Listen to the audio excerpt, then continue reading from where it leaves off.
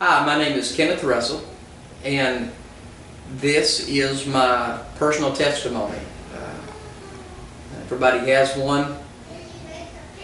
I've always kind of considered myself, as I look back at my life, that I would be and considered to be a grace baby. That's the way I look at my life. I am 35 years old. I live in Miami, Florida.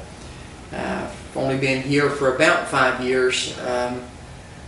We just came back out of Texas with revivals, and Jamaica with revivals, and just different places. Ministry's just been started now for a couple of months.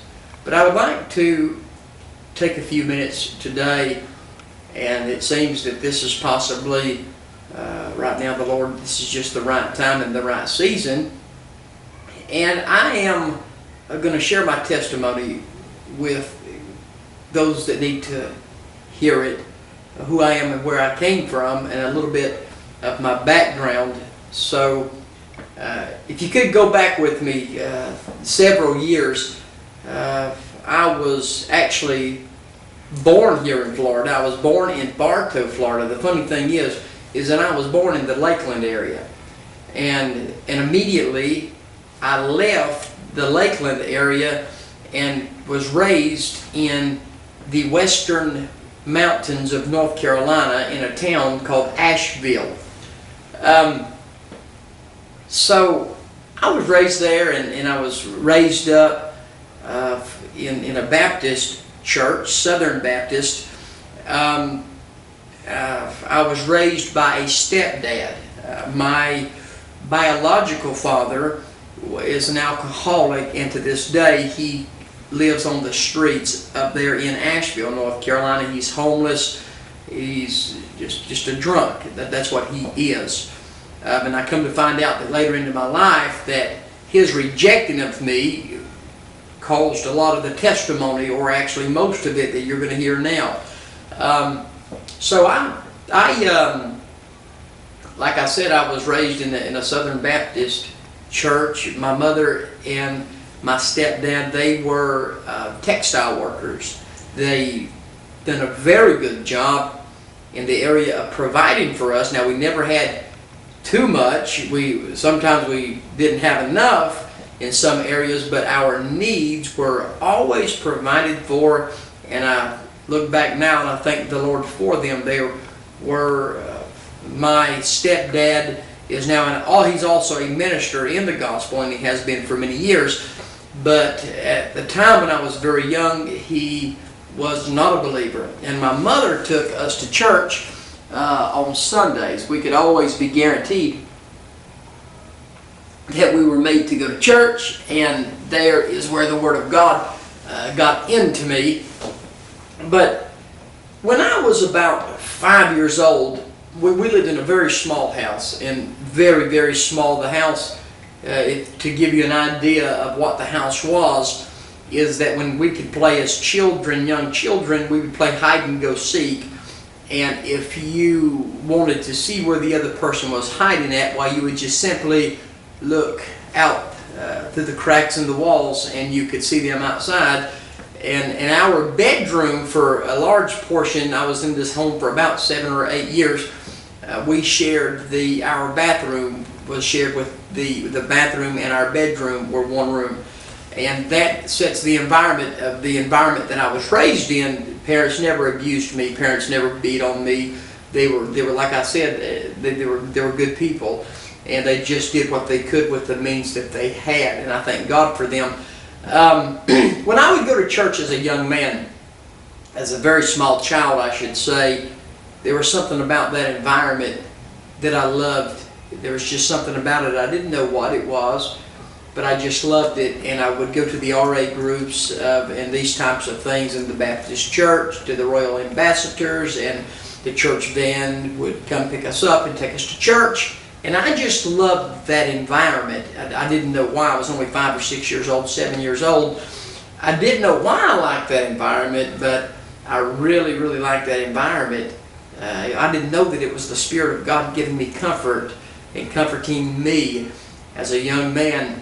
And it impressed me, the environment, if you will, impressed me so much that I decided that I was going to read the whole Bible through. And that was my goal at about 5 or 6 years old, was to learn the whole Bible and to learn how to recite the whole Bible at one time. That was my ambition as a 5-year-old. So I got the Bible and I began to read that Bible, and I read it every day. And I would read, in the beginning, God created the heavens and the earth was without form and void, and darkness was upon the face of the deep. And then God said, so forth and so on. And I began to rehearse this every day. Every day I would just get into this, and I would get into this Bible, and I would practice and practice and practice. And I was doing this by myself. There was no one with me. No one was involved with me. No one was coaching me. I was 5 or 6, and this is just what I was doing. One day I was laying behind the wood stove. We had an old wood stove, and there was enough room behind the wood stove that I could actually lay back there and play. And I was doing my rehearsing, and I was by myself, and for the first time I heard God's voice. God spoke to me at 5, and I was rehearsing, and I said, in the beginning God created, and the voice of the Lord intervened into my thoughts, and He said, now, if you can remember that, if you can just remember that throughout your life, you're going to do well. And He was telling me that if I would just remember that in the beginning God created, that not to forget God, not to forget who the Creator is, and that there is a God. The Lord knew where I was going to go in my life, and He was planting a seed in me, because I always remembered that. Well, as I went on, I went to school as regular kids. We were poor kids, and because of that, we got picked on a lot by other people. And I was always, I had a very, very gentle spirit about me, and that someone could look at me funny, and I would just cry, and I would go off into my own little place. I did not have a dad, if you will. I had a stepdad, but not a father. I had no one there to nurture my feelings, or no one that I could speak to about what had happened at school, or the issues that had happened in that day, that a normal child that has that environment, the nurturing of a dad, could come in and say, okay, tell me what happened today. Well, I didn't have that option.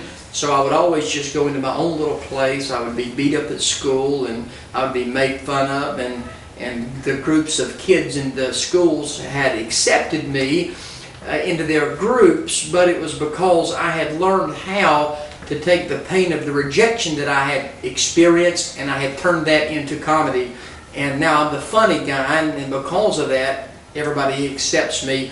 So I decide I'm the funny guy, and I'm living my life in my primary years of my life in the junior schools and primary schools. And this, every time that I would want to be accepted by someone, I would just tell a joke, or I found out that it worked.